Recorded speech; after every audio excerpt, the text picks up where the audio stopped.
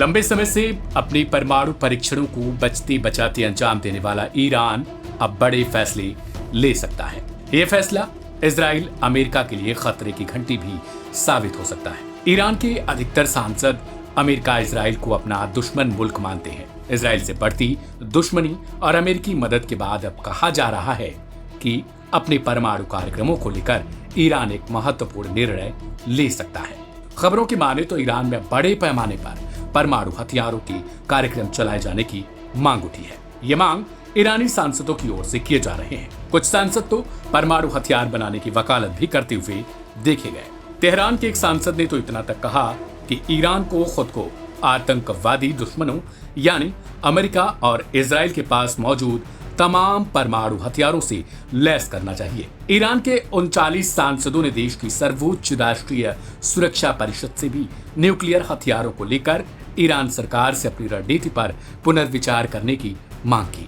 बता दें कि ईरान लंबे समय से परमाणु कार्यक्रमों को शांतिपूर्ण बताता रहा है। इसके लिए ईरानी अधिकारी सुप्रीम लीडर खामेनेई के एक फतवे का भी जिक्र करते थे, जिसमें सुप्रीम लीडर ने कहा था कि परमाणु हथियार बड़ी मानवीय तबाही लाते हैं, इन्हें प्रतिबंधित किया जाना चाहिए। इसी आधार पर अब तक ईरान अपने कार्यक्रमों को शांतिपूर्ण बताता रहा है, लेकिन अब कहा जा रहा है कि ईरानी सुप्रीम लीडर अपने उसी फतवे में सुधार कर सकते हैं, यानी परमाणु हथियारों पर प्रतिबंध की बजाय अब वो उसे ओपन कर सकते हैं। अयातुल्ला अली खामेनेई के वरिष्ठ सलाहकार कमान खराजी ने एक ऐसे ही संकेत हाल ही में दिए थे।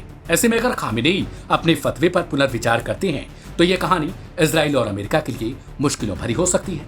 ईरान की तमाम धारणाओं से इस बात की पुष्टि नहीं होती है, लेकिन अगर ईरान के विदेश मंत्री अरागची के बयान को सुना जाए तो इस धारणा को और भी मजबूती मिलेगी।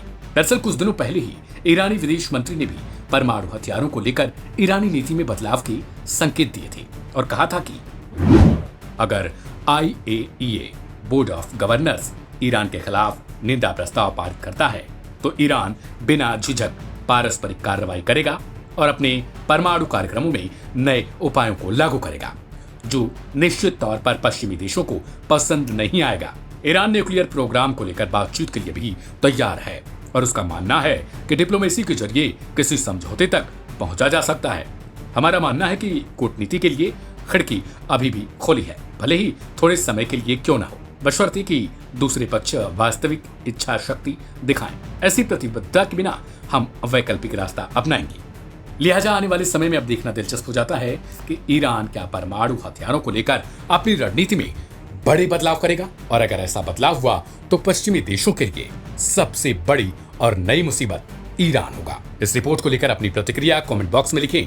ढेर सारी खबरों को देखने के लिए सब्सक्राइब करें लाइव हिंदुस्तान।